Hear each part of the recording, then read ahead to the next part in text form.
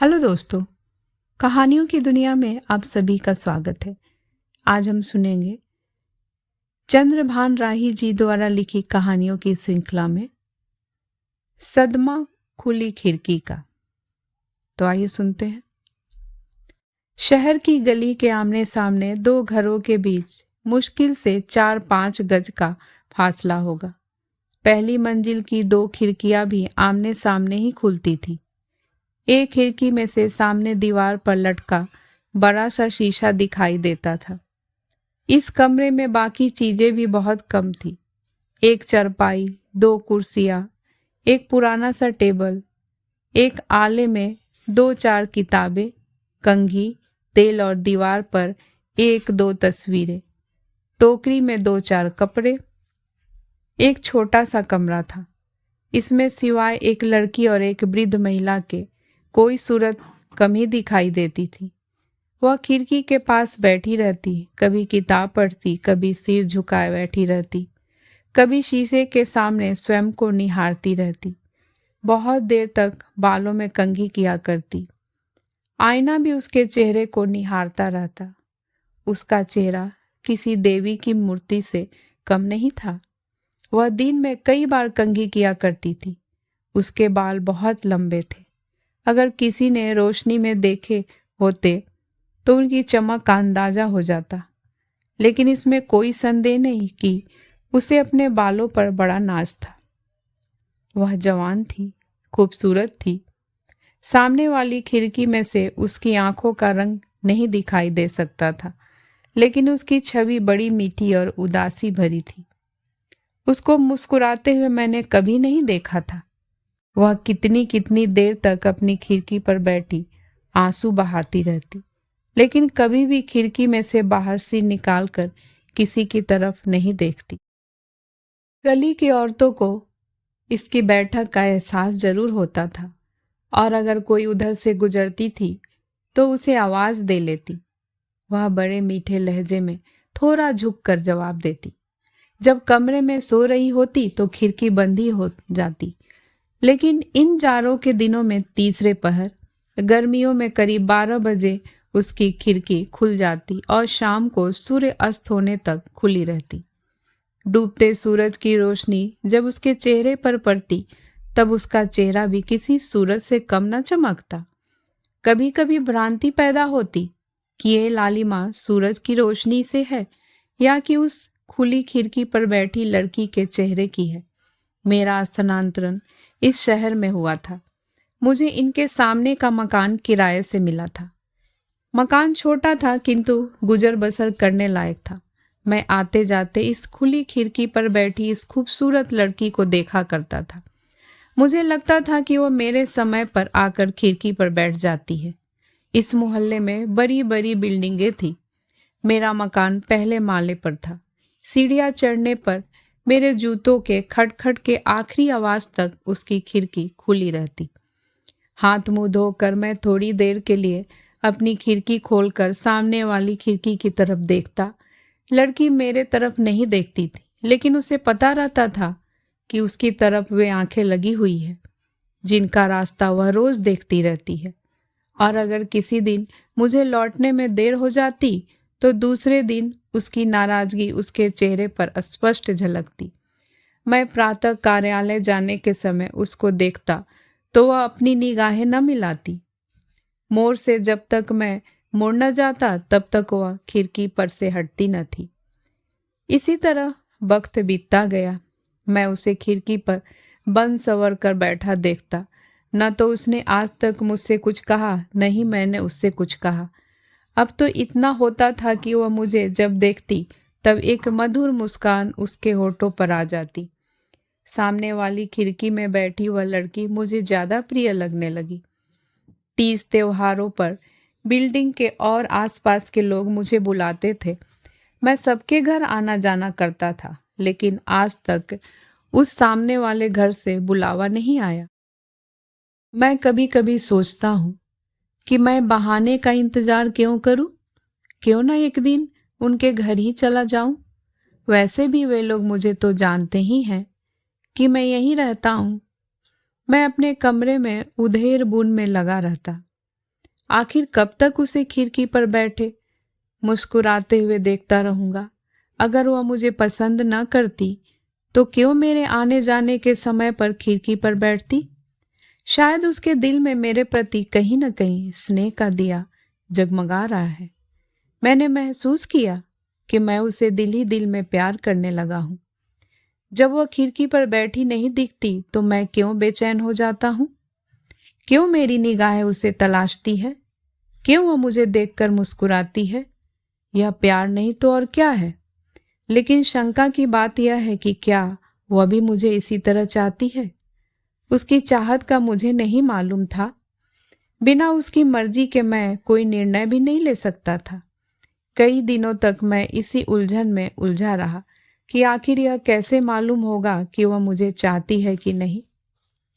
आज मुझे आने में देर हो गई। मैं सोच रहा था कि रात हो गई है, वह खिड़की पर अभी तक बैठी होगी, क्योंकि मैं जब तक अपने घर नहीं पहुंच जाता तब तक उसकी खिड़की खुली रहती।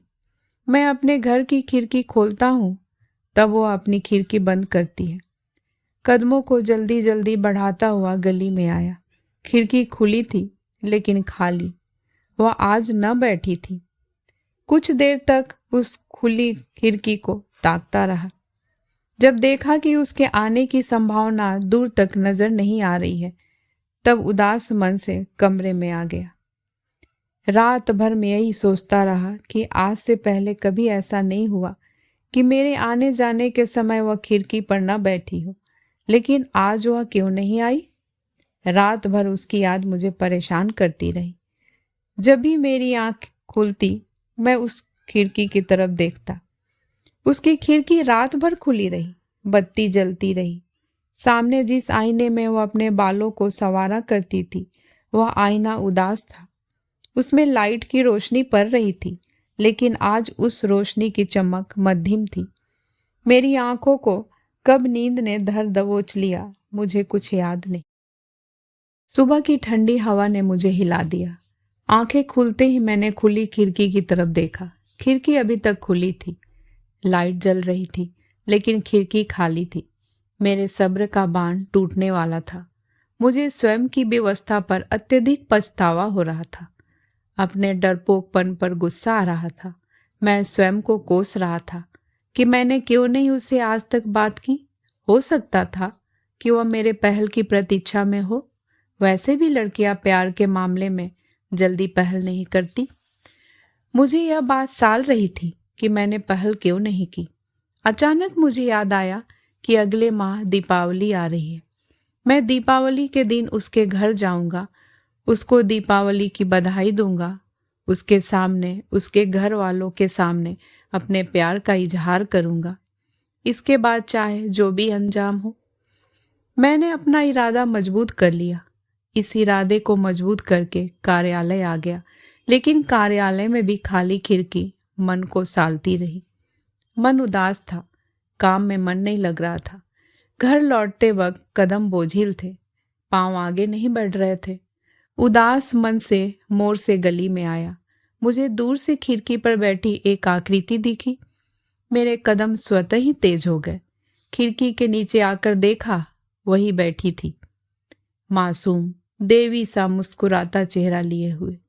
कभी अपने बालों में कंघी करती, कभी अपनी उंगलियों को बालों में उलझाती, कभी नजर चुराती, कभी मुस्कुराती। मन में आया चीखूं, चिल्लाऊं कि कल कहाँ चली गई थी। फिर सोचा, लोग क्या कहेंगे, क्या सोचेंगे कि मुझे क्या हो गया है।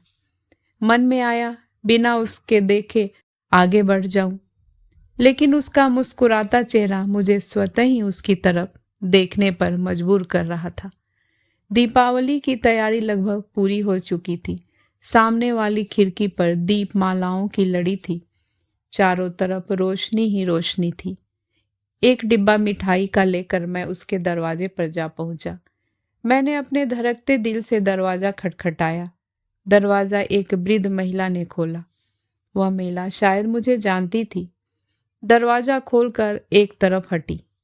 उसके हटते ही मेरी निगाह अंदर के कमरे में गई, जहां वह लड़की अपने हाथ में जलते दिए की थाली लिए व्हील चेयर पर बैठी थी। दिए की रोशनी से उसका चेहरा चमक रहा था, लेकिन वह व्हील चेयर पर मेरी कल्पना से एकदम परे। आइए प्रकाश बाबू, अंदर आ जाइए। वह जलते दिए की थाली को उस वृद्ध महिला को थमाते हुए व्हील चेयर को अपने हाथों से धकियाते हुए आगे आई। बोली, आइए बैठिए। माँ, प्रकाश जी के लिए मिठाई लाना। पहली बार हमारे घर आए हैं। मेरी कुछ समझ में नहीं आ रहा था यह सब कुछ। आखिर मैं सामने रखी कुर्सी पर बैठ गया। मिठाई का डिब्बा उसको थमाते हुए कुछ बोलता कि उससे पहले वह बोली, मेरा नाम ज्योति है। एक्सीडेंट में मेरे पापा नहीं रहे और मेरी एक टांग जाती रही। बस एक टांग है, वह भी बेजान। वह अपने कमर तक परे सफ़ेद चादर को एक तरफ हटाते हुए बोली, डॉक्टरों का कहना है कि इस टांग में जान आ तो सकती है, लेकिन समय लगेगा। तभी माँ ने एक प्लेट में मिठाई और एक गिलास पानी लाकर रख दिया। हमारे घर का खर्च पापा की पेंशन से चलता है। माँ रिटायर हुई तो उनके पैसे से सिर छुपाने के लिए यह फ्लैट खरीदा। मेरे इलाज में काफ़ी पैसा खर्च हो गया। अब इलाज हमारे बस से बाहर की बात हो रही है। वह अपनी स्थितियों का वर्णन कर रही थी, लेकिन मेरी स्थिति को मैं ही जान सकता था। मैं क्या कहूँ, क्या ना कहूँ। इतने जलते दियों की रोशनी में भी मेरी आंखों के आगे अंधेरा छा गया। वह न जाने क्या क्या कहती रही। मेरी चेतना तब वापस आई जब वह कह रही थी, कहाँ खो गए प्रकाश बाबू। मेरी कुछ समझ में नहीं आ रहा था कि मैं क्या कहूँ। मैं खामोश सिर्फ ज्योति के हिलते होठों को देख रहा था। वह कह रही थी, अब ऐसी स्थिति में मेरा हाथ थामने वाले हाथ कहाँ मिलेंगे। मेरा मन एक विचित्र उलझन का अनुभव करने लगा।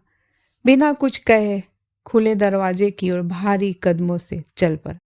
कहानी सुनने के लिए बहुत बहुत धन्यवाद। आप सुन रहे थे चंद्रभान राही जी द्वारा लिखी कहानी सदमा खुली खिड़की का। आपको ये कहानी कैसी लगी प्लीज़ कमेंट्स करके ज़रूर बताइएगा। मैं फिर हाजिर होंगी एक नई कहानी के साथ। तब तक के लिए नमस्कार।